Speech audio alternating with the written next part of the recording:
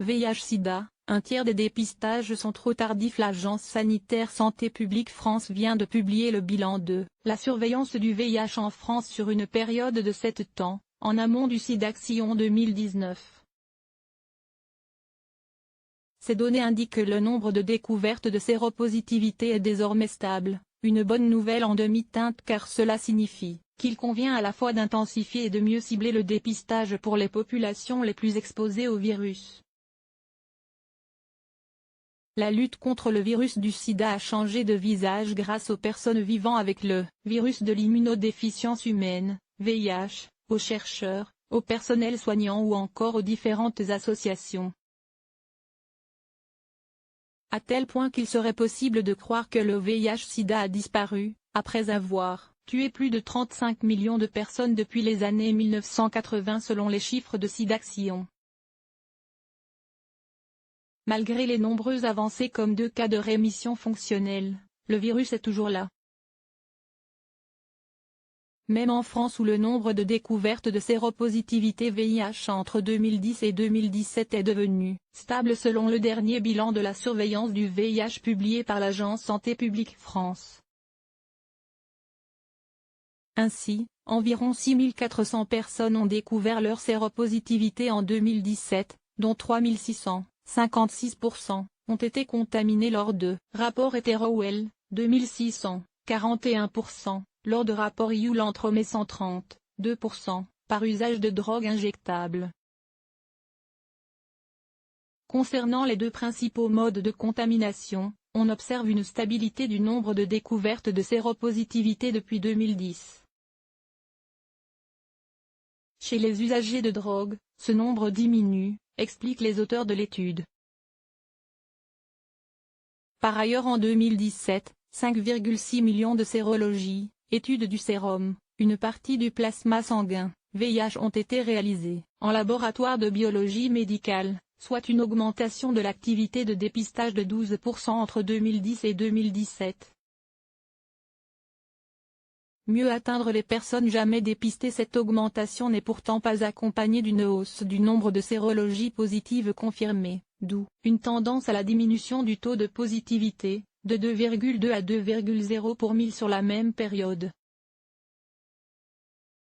Pour les chercheurs, ce constat laisse supposer que l'augmentation du dépistage a sans doute peu bénéficié aux populations les plus exposées au VIH. Parmi les découvertes chez les hétéro-well en 2017, 75% concernent des personnes nées à l'étranger, principalement en Afrique subsaharienne. Parmi les hommes ayant des rapports avec des hommes, HSH, ayant découvert leur séropositivité cette année-là, 26% étaient nés à l'étranger. Une tendance qui peut être liée à une augmentation du nombre de nouvelles contaminations, mais aussi à un recours au dépistage plus important.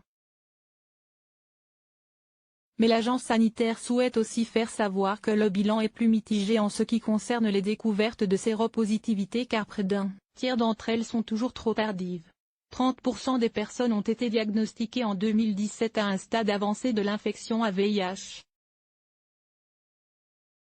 dont la moitié, 52%, a concerné des personnes déclarant n'avoir jamais été testées auparavant.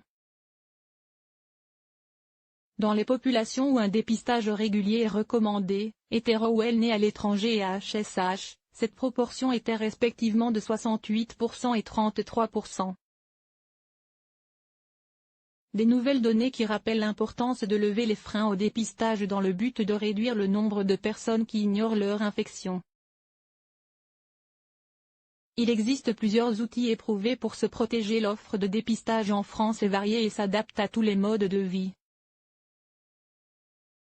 Nous devons donc rester mobilisés pour lever les barrières qui peuvent encore exister et permettre à chacun d'en bénéficier, souligne François Bourdignon, directeur général de Santé publique France.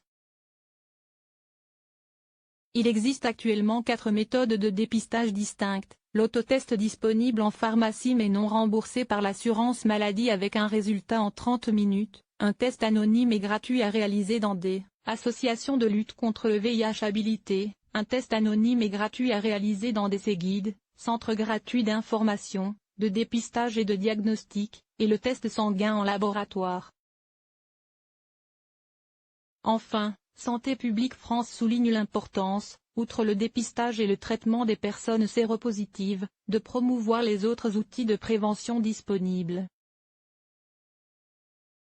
C'est l'ensemble de ces mesures qui permettra de réduire à terme le nombre de nouvelles contaminations par le VIH, qui sera suivi par une diminution du nombre de découvertes de séropositivité, conclut-elle. Parmi ces outils, le préservatif, mais aussi la PrEP, prophylaxie pré-exposition, soit l'utilisation d'un médicament antirétroviral à prendre avant et au cours d'une période d'exposition à un risque de contamination.